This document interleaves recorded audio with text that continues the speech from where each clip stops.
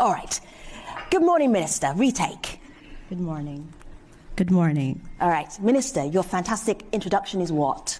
I'm Dag Mawit. I'm the Minister of Transport of Ethiopia, and I'm glad to be here, being part of TT20. I'm here because of the issue of accessibility. And as it has been mentioned in the keynote, our people, which is nearly 80% of our people, is living in the rural area in my country. We're about more than 100 million in a big country.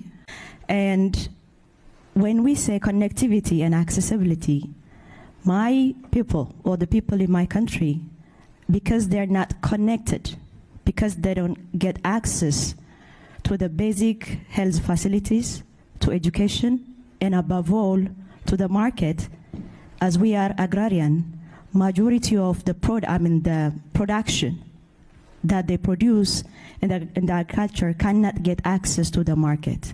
And even because of that, while they are living in a very fertile land, and while they are able to produce minimum 4 times a year, they're producing nearly 1 time a year. And they're not using their time for production, because even if they produce, they cannot take it to the market. The market is not accessible. And this is contributing a lot for the challenge that we are in. And we believe we need to work on connectivity, and there are lots of things that we are working on, including the Universal Rural Road Access Program that we're doing in our country. And because of that, we are seeing some results, and we're here, and I'm here to share that aspect. I love results. David, you're a Professor of Transport and Civil Engineering. You have the Minister of Transport of Ethiopia here in the room. What would you be curious about asking her?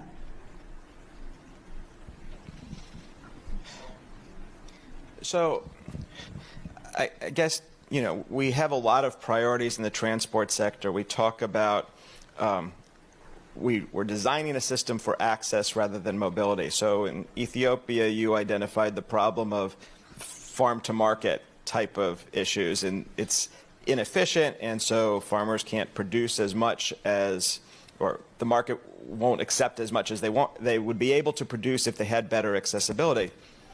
How are you going to give them better accessibility? Very good one.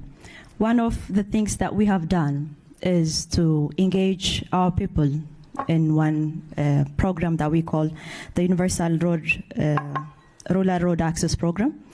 And in doing so, most of the activities was done by the community themselves, because they know the problem, and we injected small amount of capital, and they engage their labor, and they do the road.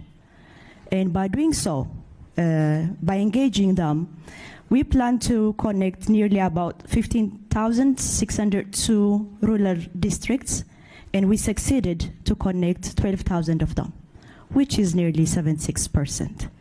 And in addition to that, they were able to engage nearly more than 2.7 billion per contribution, both in cash and in labor.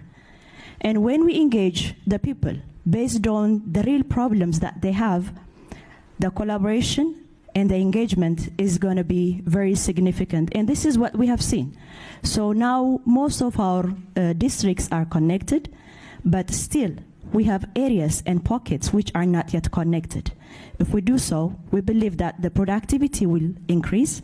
And as a country which is importing a significant amount of grains from outside, while having a fertile land that we can produce by ourselves, definitely this connectivity issue is going to address the real challenge of our problem, which we already identified as a government and working on this particular aspect.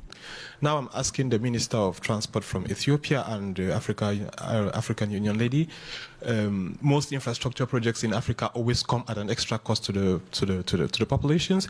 If you have to look, for instance, the distance from Douala, Cameroon, to Lagos in Nigeria, it's about 1,100 kilometers. And I paid in September for a trip to Lagos in December, I paid about $1,000 to get to Lagos. The same distance from Paris to Berlin, I paid less than $300. If we keep building this infrastructure that is neither affordable to us African populations, of what essence is it building this infrastructure when the populations cannot afford to get on board this infrastructure you're building? Minister, go ahead. You're building, some parts of Africa may be building infrastructure that people who live there cannot afford to use. Yeah. That's very true. Even if we have the accessibility, unless and otherwise it is affordable by the citizens, it's going to be maybe meaningless to have it in the first place. So what we need to do is that we need to keep on designing different alternatives, different modes of transport, to be able to use it as a competitive alternative. For instance, we can think of having land transport along that of the railway and aviation, and different kinds of modes of transport should be availed. And in the meantime, I believe it has to be subsidized to some extent, especially when it comes to public transport. It should be subsidized because mobility by itself is going to support the economy through the transaction of the goods and services that we do by utilizing the modes of transport that we have.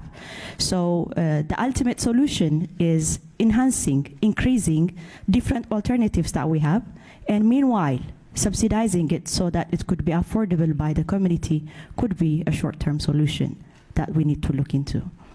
Thank you, Minister. Hand your microphone to Yongtae.